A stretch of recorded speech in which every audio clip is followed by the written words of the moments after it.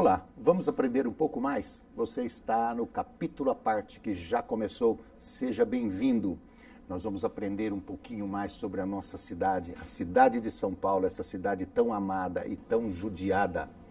Nós vamos falar um pouquinho dos espaços públicos. Nós vamos falar com o Mauro Cagliari, que é autor do livro Espaço Público e Urbanidade em São Paulo.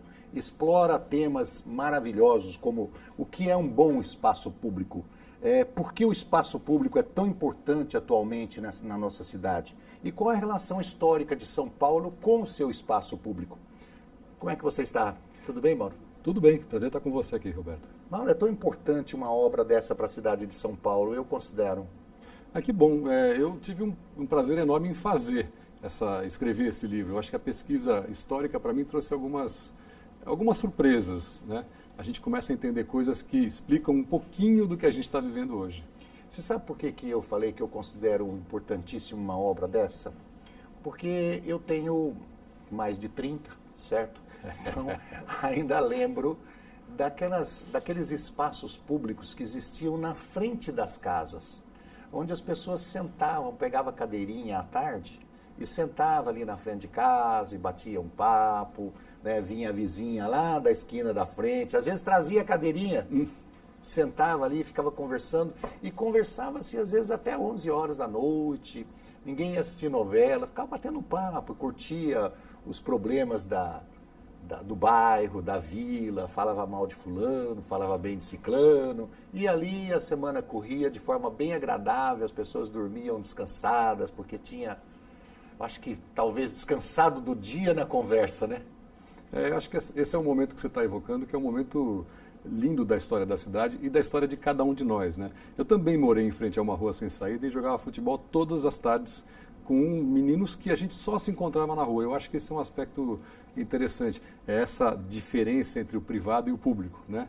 Você está em casa, você tá fechado na sua intimidade e de uma hora para outra você fala, bom, agora eu estou em público, né? E aí você coloca a cadeira, você encontra pessoas que talvez você não encontrasse hoje em dia, né? Talvez sem saudosismo, né? Que a gente às vezes tende a ficar assim lembrando um pouco da nossa infância como uma coisa muito maravilhosa. Esse é um momento, assim, o final dos anos 60 ali, em que a cidade de fato começa a adotar uma tipologia, vamos dizer assim, que talvez seja um pouco perversa para os espaços públicos, que é o muro, né? É onde a gente começa a morar, no final dos anos 60, né? Morar em condomínios, começa a comprar em condomínios, que são os shoppings, né? E começa a trabalhar em condomínios, que são os centros empresariais. Então, essa configuração somada, ela de fato tira pessoas da rua e faz com que um grupo de pessoas se feche em relação a outros, né? Eu acho que esse é um momento talvez de transição. E também, né, no final da década de 60, é um momento em que o centro perde muito de importância econômica, né? Então... Mas me diga uma coisa, quem mudou primeiro? Porque aquela história do ovo e da galinha é muito interessante. Aqui parece que vai mais ou menos por essa ideia. Quem é que mudou? Foi a população que fez com que a cidade mudasse em termos estrutural ou a estrutura da cidade mudou as pessoas? Genial. Porque eu vejo o seguinte, eu moro num condomínio, um prédio de 20 andares. Que é cercado de muros, obviamente, mas eu tenho um espaço de jardins, eu tenho um espaço de piscina, eu tenho um espaço de quadra poliesportiva, eu tenho um jardim na frente, um jardim no fundo. Eu nunca vi os condôminos de lá, com exceção de uma vez que eu convidei, certo? A sentar no jardim e bater um papo, tomar uma cerveja ali, uma taça de vinho, ficar, vamos conversar lá embaixo, vamos jogar a conversa fora, vamos falar mal do elevador, do zelador, do síndico. O pessoal não senta dentro do seu espaço. Então, quem mudou? Foi a estrutura que mudou o homem que mudou a estrutura? É genial essa pergunta, porque a gente tende a falar assim, a gente se fecha em cidades cada vez mais protegidas, né, para poder fugir da violência. Claro, ninguém está preconizando que a gente não se defenda. Mas essa configuração, quer dizer, enquanto você está, vamos imaginar que você convidou seus vizinhos e vocês estão ali dentro. Eu também morei em condomínio, não existe maneira de falar contra, não é essa a questão. A questão é assim, o que acontece com o que está em volta do muro, né? Um muro, pega um shopping, né? Um shopping center, por exemplo, São Paulo tem 50 e tantos shoppings. Dentro, você cria até um ambiente razoavelmente urbano, né? Cada vez mais os shoppings, eles parecem com cidades, mas fora você tem muros que fecham e você está criando ruas muito escuras, muito perigosas. Então, tem uma contradição. Quer dizer, a sua pergunta é muito boa, né? Assim, a cidade que causa o comportamento ou o comportamento que causa a cidade? Talvez hoje a gente esteja se retroalimentando, mas tem algum momento que você tem que falar, bom, eu preciso da vida na rua de novo, por uma razão. Eu preciso. A gente precisa, nós como sociedade, porque sem a vida na rua, a gente perde talvez o elemento mais importante do viver em cidade, que é a diversidade. Quer dizer, você ter possibilidade de estar num lugar que você às vezes convive mais ou menos intimamente com pessoas diferentes de você. Né? Acho que isso é aquilo que faz tanto a identidade das cidades, como ajuda a gente a crescer como ser humano. Quer dizer, a hora que você sai de casa com um dinheirinho, com, sei lá, 6, 7 anos, e fala, vou até na feira e vou comprar um pacote de figurinha, eu vou comprar um pastel, ou vou fazer alguma coisa, é um momento em que você se depara com o outro. E esse momento é essencial no crescimento de uma criança, que depois vai virar um adulto melhor, um adulto que entende que a cidade é composta de pessoas diferentes dele. Acho que esse é um dos valores que a gente precisa buscar. Agora, é claro que a gente convive hoje com uma cidade que tem essa configuração, ela já tem essa configuração física, ela já tem avenidas que separam bairros, né? A gente vê isso em vários bairros foram cortados. Então a nossa briga hoje, talvez, das pessoas que estejam pensando nisso... Parece até fronteiras, né? São fronteiras, são mesmo. Assim, bom, você pega o bairro... aqui na Bela Vista, né? O bairro do Bexiga foi cortado. Né? Você tem bairros que foram cortados ao meio, quase como um muro no meio, separando. Por uma perimetral, por uma passagem, a ligação leste-oeste, por exemplo, né? Ela fez isso. Então, o que acontece com essa cidade? Você tem pessoas que querem estar fora, querem participar, e, ao mesmo tempo, é uma briga contra uma configuração, uma pré-existência, vamos dizer assim. Então, acho que essa é a discussão que está sendo feita hoje, no plano diretor, né? O que vai acontecer daqui para frente. Agora, a constatação de que houve um momento em que a cidade se fechou e se cortou, né? Graças aos carros, avenidas e a essa perda de espaço para as pessoas que andam, então, ela é uma constatação essencial para a gente entender o que vai fazer daqui para frente. Agora, você sabe que eu sou uma pessoa essencialmente livre, essencialmente, na minha essência mesmo. Eu gosto de liberdade no falar e eu, por mim, eu derrubaria todos os muros do mundo. Do mundo.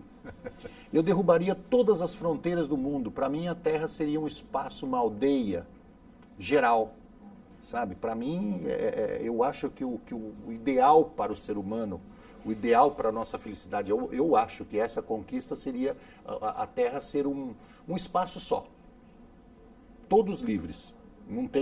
Para mim não teria muros, porque eu fui criado dessa forma, eu fui criado sem fronteiras. Eu fui criado numa casa onde a frente dela tinha, acho que uns 3 ou 4 bambus assim, mais de 20 metros de frente, tinha um bambu pendurado na cerca lá de 50 anos, e o fundo não tinha nada, o espaço era aberto direto para a mata, já. Então você saía por qualquer lado do terreno, você estava no meio da mata. Aquilo para mim essa era a minha liberdade. Genial. Eu tenho uma casa em São Roque que eu não tenho um único postezinho ou pauzinho fazendo fronteira dos meus vizinhos. Não tenho nada. Genial. É aberta, minha casa é completamente aberta.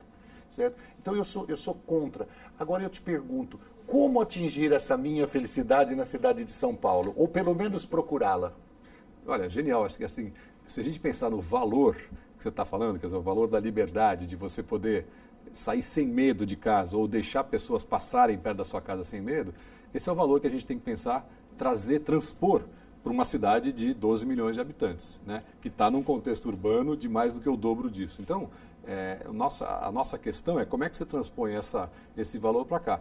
Não há mais uma casa desse jeito, como você está descrevendo aqui, provavelmente. Nós estamos falando aqui de uma cidade densa, de prédios, né? Agora, como que esses prédios, como que essa vida pode pelo menos ter parte desse pedaço, né, agradável dessa sua lembrança? E acho que aí tem uma coisa de configuração, quer dizer, o que a cidade quer é um prédio que se fecha ou um prédio que se abre? Como que é um prédio que se abre? É um prédio que tenha, por exemplo, um térreo livre, né, que é uma coisa que o próprio plano diretor já estipulou e que ainda não está sendo muito praticado, mas vamos pensar no Conjunto Nacional, por exemplo. Né? Aquele é o tipo de prédio que se abre para a cidade. Né? Todo mundo fala dele como um referência. Lugar, uma referência. Né? É claro que ele não se compara a uma casa com bambu na frente, mas ele é um lugar que permite que as pessoas entrem estejam à vontade. Até corta caminho por dentro dele, né? Pois é, justamente. Por que você tem que andar na borda dos quarteirões e não você por pode dentro? andar por dentro. Né? Essa coisa da fruição interna, né, das quadras é um elemento importante hoje urbanístico. Então tem várias coisas urbanísticas que eu acho que podem reproduzir parte dessa experiência. Uma calçada melhor, certamente, uma melhor e maior, mais protegida, certamente é um valor. Uma pessoa que está numa mesa de padaria, né, numa calçadinha espremida, né, assim, ela está numa experiência desagradável, perto de carros. Numa calçada grande, como tem aqui perto, né, na Avenida São Luís, por exemplo, você poderia ter uma experiência muito melhor. Quer dizer, são pequenos elementos, mas são elementos que eles têm que estar incorporados no dia a dia da cidade. Eu sei que o que eu falei para você antecedendo a pergunta é uma utopia, claro. É um sonho meu, né? E talvez não seja meu, talvez seja de milhões de pessoas. O sonho de uma cidade aberta, sem muros, né? Sem fronteiras, um mundo livre, né? Mas eu sei que é utopia, mas a gente pode pelo menos caminhar dentro desses espaços macros, como você disse, que são as grandes avenidas, o Minhocão, os grandes prédios, começar a fazer remodelações ou estruturas para melhorar. Eu sei que no livro Espaço Público e Urbanidade em São Paulo, você entrevistou várias pessoas, né? Pessoas conhecedoras do assunto, engenheiros, pessoas que lutam por uma São Paulo melhor. Eles têm algumas sugestões de mudanças com relação a isso? Olha, é muito interessante. Tem pouca gente que se dedica a pensar a cidade como um todo. De um modo geral, as pessoas têm uma tendência a pensar no lugar próximo da casa delas. E aí sim aparecem milhares de sugestões. Eu faço parte, por exemplo, do Conselho Participativo de um bairro que é Pinheiros. É muito comum aparecerem problemas lá com milhares de sugestões de como resolvê-los, né? Você pega vou dar um exemplo pequeno, o Largo da Batata. É uma praça, né, que foi reformada e foi mal reformada. Né? Ela foi entregue à população sem árvores, sem bancos. As pessoas que frequentam aquele lugar são as melhores pessoas para poderem dar palpites de como melhorar. Eu acho que assim, a cidade precisa aprender a ouvir essas pessoas, né? Normalmente as sugestões são nesse sentido. E cada uma das coisas que você mencionou, ela aparece. Por exemplo, Minhocão. Provavelmente não há nenhum tópico tão quente em São Paulo como o Minhocão.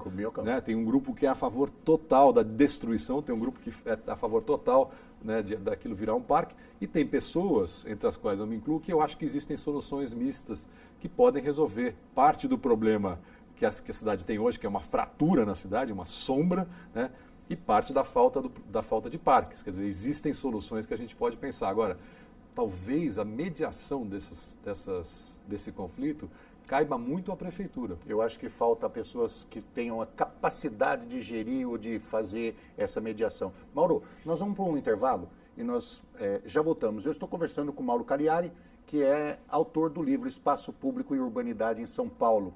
Rápido intervalo, já voltamos.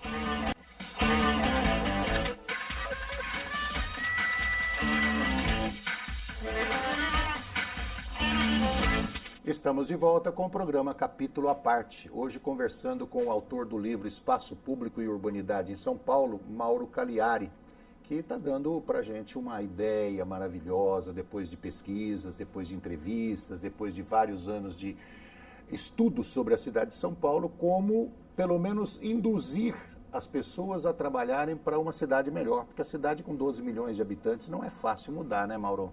Não é fácil, é bem difícil. Acho que as mudanças elas acontecem tanto num plano local como num plano macro. Né? No bloco anterior você estava falando para mim o seguinte, que é muito simples, inclusive já participei disso, você ter uma discussão local. Então, o pessoal da Lapa discute os problemas da Lapa. O pessoal de Pinheiros discute o problema de Pinheiros. Eu já fui diretor e fundador de um centro comunitário do Jaçanã. E discutia os problemas do Jaçanã, que na época era tirar lixo da praça. O pessoal jogava lata, colchão, resto de guarda-roupa. E fim de semana a gente ia catar aquele entulho, botar fogo, ou então juntar. Nisso daí a população não ajuda em nada, né? Então, eu estava terminando o programa dizendo o seguinte, falta uma pessoa que saiba negociar, ou saiba gerir essas negociações para fazer uma coisa só na cidade de São Paulo, atendendo, obviamente, as suas digamos assim, os tentáculos lá, né? O final, que seriam os bairros. Eu te pergunto, o plano diretor, ele atenderia a essas discussões locais? ela atenderia às reivindicações primárias lá da ponta dos bairros? Ou melhor, o que é o plano diretor? Bom, o plano diretor é um instrumento que ele tenta regular para onde vai a cidade no futuro, né? O nosso plano diretor é um plano denso, complexo, mas que tem uma direção que eu vou induzir pessoas a morarem perto das grandes linhas de transporte, vamos dizer. Essa seria o grande resumo do nosso plano. A partir daí, você tem várias diretrizes e uma delas é essa diretriz da descentralização, né? Então, eu acho que tem que caminhar junto um plano que seja para a cidade inteira, que se integre com Guarulhos, com os outros, com Osasco, com os outros municípios que compõem a Grande São Paulo, né? E planos regionais, planos de bairro, né? E aí sim entra essa questão do quem entende melhor dos problemas do bairro, quer dizer, ninguém melhor do que as pessoas que moram em volta daquela praça para saber, puxa, precisamos resolver o lixo. E aí que eu acho que tem uma intenção que vários governos, né, várias gestões têm falado que vamos descentralizar, vamos dar mais forças para o que eram as administrações regionais, que viraram as subprefeituras, que agora são chamadas de prefeituras regionais. Com qualquer um desses nomes, o que está por trás esses centros regionais vão ter poder de negociar e de discutir isso. Então, essa deveria ser, eu acho, é o caminho para a solução dessas questões regionais e de integrar o plano grande com o plano pequeno. Não está acontecendo ainda. Eu acho que a gente está longe disso, porque a competência de negociar e de resolver conflitos não é uma competência fácil, né? Não, não é. É um treinamento, quer dizer, o subprefeito, o prefeito regional, ele é um gestor que precisa ser treinado para como que ele consegue juntar, como é que você ouve, né, diversas vozes e como é que você chega num consenso. Geralmente a interface tem que ser calmo, né? Ser calmo é um bom começo, saber ouvir um outro, mas assim... E aí não é só isso, né? Sobe na cabeça o cargo e o cara dá um grito de um lado, um grito do outro, acabou a negociação. Lembrando que a pessoa está lá a serviço da cidade, né? Você comentou uma coisa sobre o plano diretor que eu fiquei um pouco preocupado. Se o plano diretor ele tem, por exemplo, como tendência normal trazer a população para próxima das linhas maiores de transporte, ou seja, metrô e trens e ônibus, e não existiria aí uma forçada em adensamento da população numa determinada região? E o que se faz? Se diminui o espaço público quando você adensa a população? Sim e não. Sim, a intenção do plano é aumentar o adensamento e isso não deveria vir à custa de perda de espaço público, né? Então, como que você resolve isso? Fazendo desenho urbano. Né? Antes de você falar, legal, vamos atrair investidores e fazer prédios de todos os tipos e todas as configurações, você deveria desenhar o espaço público como ponto de partida. E aí sim falar, bom, aqui eu vou ter uma praça, aqui eu integro um largo com uma creche e aqui sim eu posso permitir que tenha habitação social e um prédio de renda mais alta. Não deveríamos desenhar os nossos espaços, digamos assim, o nosso sistema de transporte, como metrô, ônibus e trens, com mais ramificações como prioridade, então, e depois falar Sim, eu tenho um amigo que claro. veio da Noruega, agora recentemente, ele falou um negócio, não sei se é verdade, porque eu não estive na Noruega, mas ele disse que pegou o metrô lá, e chegou na linha final do metrô, o metrô abriu a porta e ele falou, se eu estou na Lua aqui. Estava no lugar vazio. Estava num lugar vazio, num gramado que tinha ovelhas ali. Aí ele falou, mas o que é isso? Não, é genial a comparação. Então o metrô chega num espaço que não tinha mais cidade. Ele estava num espaço de lugar de criação de ovelhas. Mas provavelmente o fato de existir um metrô ali significa nós queremos adensar aqui, porque o transporte ele é tanto um reflexo, mas é mais do que isso, ele é um indutor do crescimento. Então, se você põe uma estação para um campo de ovelha, em algum momento aquilo vai adensar. E aqui em São Paulo nós estamos evidentemente longe disso. Eu tinha imaginado o contrário, eu tinha imaginado que o metrô estava lá exatamente para facilitar que a pessoa fique lá, né, e tenha condição de vir para a cidade trabalhar sem precisar vir para o centro da cidade. São realidades diferentes, né? No nosso caso, a gente está, acho que assim, se você for pensar na grande carência, é como que você integra a vida de pessoas que moram a 20, 30 quilômetros do centro e trabalham em São Paulo. Quer dizer, essa é a nossa carência e nós estamos longe de resolver isso aqui. Então, o ritmo de obras do metrô ele é um ritmo que não acompanha o crescimento da cidade, evidentemente. Tanto que há estações que já estão quase prontas há décadas, talvez até 10 anos, né? E que ainda não foram terminadas. Então, o metrô é o grande transporte. Aí tem um problema de integração do plano do Estado de São Paulo, que é o responsável pelo metrô, com o município. Mas é uma questão assim que a gente, se for pensar, como que a gente pode aqui trabalhar para isso? É pleitear, é você falar, olha, eu gostaria, né, qual é o problema da sua região? Aí eu preciso resolver. Pode resolver com ônibus? Beleza, não tem problema em ter baixa tecnologia. Ô Mauro, você está dizendo aqui, numa das principais tópicos do livro, é como que a cidade lidou com seus espaços públicos, né? Como que ela judiou de tudo mais. E me veio na cabeça agora uma coisa bastante interessante. Como eu te disse, eu sou do Jaçanã, quer dizer, eu vim do interior para o Jaçanã. Eu vim para Guarulhos, depois fui para o Jaçanã, porque eu casei ali e fui para o Jaçanã. E eu estava pensando o seguinte, o trem das 11, ele saía de São Paulo e ia até Guarulhos, certo? Hoje você vai no caminho onde passava o trem das 11, são grandes avenidas, inclusive o anel viário lá em Guarulhos, chega até o centro e tal. E o pessoal briga e faz uma confusão e faz uma discussão enorme e fala de valores inatingíveis para levar o metrô até Guarulhos. Por que que lá atrás, na década de 60, nós já tínhamos a linha de trem colocada, todo o espaço feito para chegar o trem até Guarulhos, e nós tiramos todo o trem, colocamos uma avenida e hoje se pensa como colocar um trem em Guarulhos. É genial, a gente está vivendo hoje o resultado Tira de uma e decisão, depois não sabe como recolocar. Mas a decisão não é nem na década de 60, é da década de 30, que é o plano de avenidas, que é de 30, que começou a ser implantado em 38, que determinou, quer dizer, o grande meio de transporte de São Paulo passaria a ser o transporte sobre rodas, né? Em detrimento do bonde, que chegou a ter uma linha muito maior do que nós temos de metrô e que levava esse adensamento naturalmente, é o que você falou. E aí, ao acabar na década de 60, nós decretamos o fim de um meio de transporte que está sendo revisto hoje. Se você for pensar no Rio de Janeiro, por exemplo, que refez, tirou uma coisa sensacional, tirou aquele viaduto perimetral e colocou, né, num lugar ali uma linha no fundo é um bonde, né, um bonde melhorado. Você fala, puxa, por que a gente perdeu esse patrimônio, os trilhos, né? Infelizmente, isso que aconteceu. Hoje a gente tem que lidar com essa pré-existência. Se deixasse aquelas linhas do trem das 11 ali, era mais 3 quilômetros, a gente chegava no aeroporto de Cumbica com tudo pronto. Não ia gastar um tostão hoje. E ainda dá boa música, né? Não tem... Gastamos para tirar, gastamos para fazer avenida e hoje não se consegue um meio diferenciado de se colocar o transporte sobre trilhos para lá. Perfeito, é isso aí. Ô, Mauro, para a gente estar encaminhando já para o final do programa, você acredita? Falar de andar. Pois é, você tinha que fazer um livro de 5 páginas. A próxima eu faço um livro mais pequenininho. Mas vale a pena ler, certo? Espaço público e urbanidade em São Paulo. Você faz uma viagem pela cidade de São Paulo, uma viagem através das páginas, uma viagem onde tem uma discussão que talvez você possa até participar junto com o Mauro, depois de ler o livro, passando um e-mail para ele, que é maurocaliari, com 2 L's, @uol.com.br. Você pode dar sugestões sobre o seu bairro, você pode dar sugestões sobre o macro, sobre a cidade. Leia. O espaço público, talvez sua ideia já esteja aqui, né? A gente pensa, nossa, tive uma grande ideia, isso já está sendo discutido. É importante que se leia, que se estude, para depois dar, ou melhorar a ideia, né?